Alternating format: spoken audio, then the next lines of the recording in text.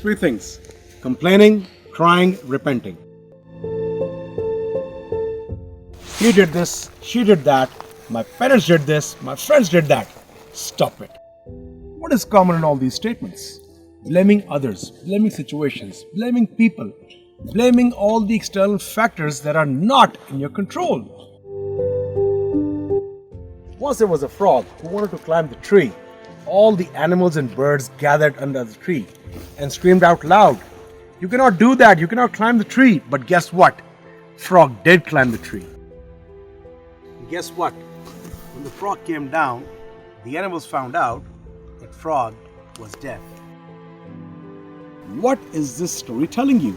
You need to put a deaf ear to the world. People are giving you their own limitations. Too many cooks spoil the food. When you listen to everyone, your mind processes every piece of information. I would suggest you pick one and start doing the action. With this, I wish you a happy, new, and a productive year.